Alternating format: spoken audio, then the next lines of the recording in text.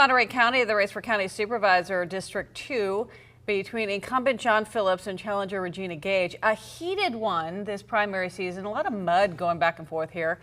We've got some early numbers for you tonight. It's clear that John Phillips has a comfortable lead at this point. Action News reporter Caitlin Conrad has been following this campaign for some time now. We got a little taste of what John Phillips had to say tonight. More, though, from Caitlin Conrad right now. Caitlin?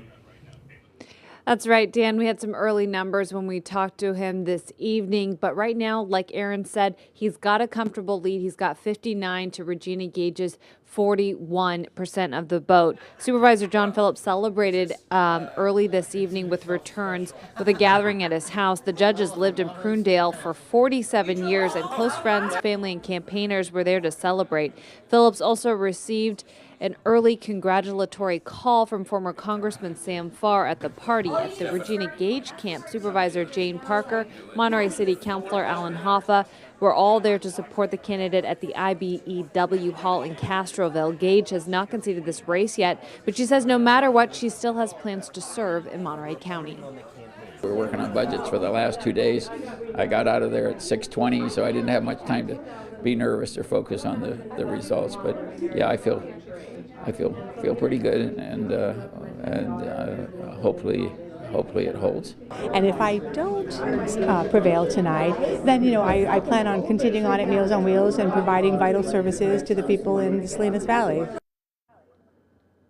Like you said, Aaron, this race did get heated late in the campaign season when a few weeks ago the challenger Regina Gage released some negative campaign ads accusing John Phillips of being sexist.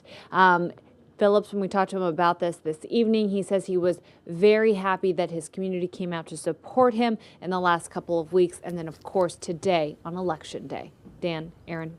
Caitlin, thank you. Caitlin, thank you very much. Monterey County, Monterey Peninsula Unified School District, trying to get a school bond passed. This is Measure I. Oftentimes a very, very difficult chore. They seem to have made their case with 69% of the vote. Needs 55, 69% of the vote. Voting yes on that with 93% of the precincts reporting. Measure H, Monterey County Regional Fire District. This is a cannabis tax that needs 2/3 to pass, and look how close it is. Needs 66 in order to pass, 2/3 to pass. It is at 67% with 95% of the precincts reported right now. That may be one of those that we don't get an answer on until a week or so after the election. 2/3 is always a tough threshold. Meantime, 3 candidates are vying to replace Simone Salinas as Monterey County Supervisor for District 3. His Chief of Staff, Chris Lopez, Soledad City Councilman Alejandro Chavez, and Edgar Alcantara. The top 2 advance to November unless one gets 50% plus 1. Well, right now it looks like the Chavez with 61% of the votes. He does have that 50% plus. He says he's ready to get started on his campaign promises. I've promised that my first goal is really to move the office to South County, and I'm not going to wait till January 1st to have those conversations. If I'm lucky enough to have this done, we're going to go ahead and start focusing on getting that done as soon as possible. It's been a pleasure to go out to all the different communities and learn about all the different issues that are happening. Some are huge issues for them, and we will try to figure out how to work with those issues.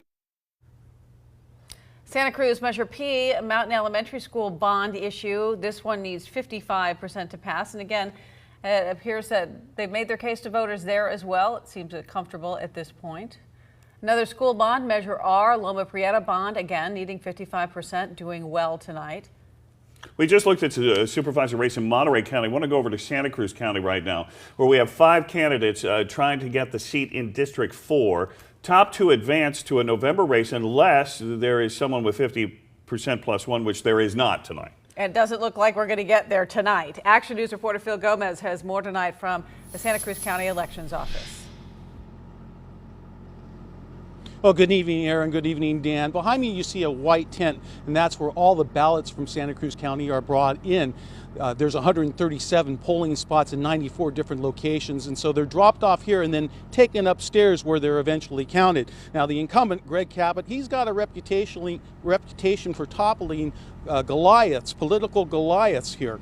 In 2010, it was Tony Campos. 4 years ago, it was former Watsonville police chief Terry Medina.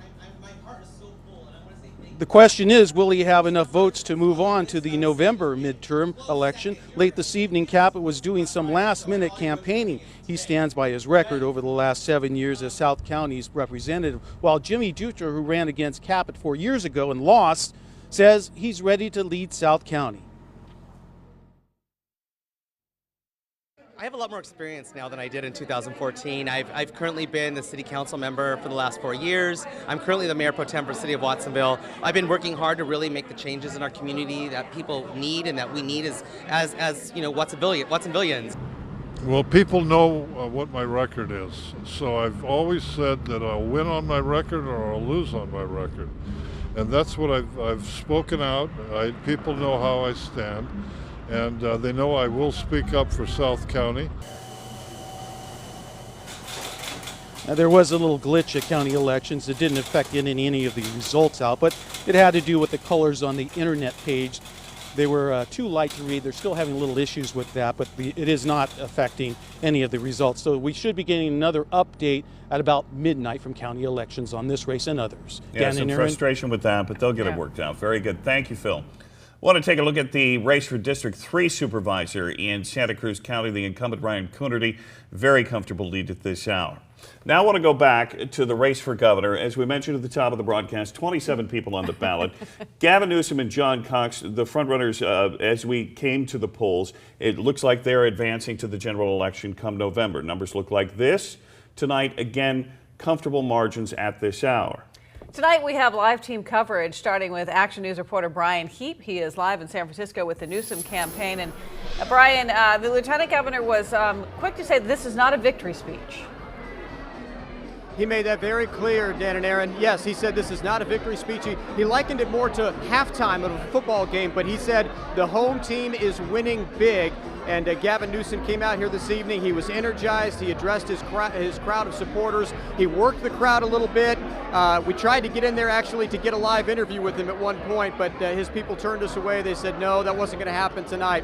So what we did, though, is we did hear from the lieutenant governor earlier. He talked about the importance of this campaign. Take a listen to what he had to say.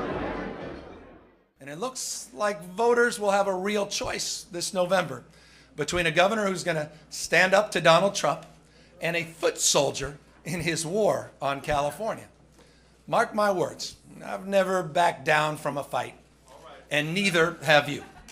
And we know California at its best will always be better than Washington's worst impulses. And back here live, the party's still jumping at Gavin Newsom's Club Verso. And if you had asked Newsom about a month ago what his best case scenario was tonight, he probably would have told you a first place finish in the California primary and a second place finish by Republican John Cox. And it looks like that's what's going to be the case tonight. So with tomorrow marking 5 months before the general election, now the campaign can really begin. We're live in San Francisco. Brian Heap, KSBW, Action News 8. Brian, thank you. Appreciate it. You know that Gavin Newsom already has a campaign brochure out comparing him to John Cox.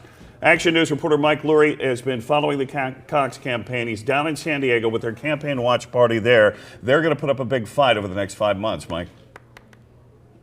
That's right. John Cox, in fact, issued a verbal warning to Gavin Newsom tonight, saying be careful what you wish for. It might come true. In this case, John Cox is in the top 2. He's facing off against Gavin Newsom. Republicans like that because having a Republican at the top of the ticket means they believe they'll have higher voter turnout and a higher chance of keeping control of Congress. Now, this place is kind of emptied out now, but I want to show you some video that we captured earlier tonight of John Cox greeting his supporters here at the U.S. Grand Hotel in San Diego. He fired up the crowd with talk about repealing the gas tax and ending the sanctuary state in California. And then after the rally, I caught up with him and asked him this question.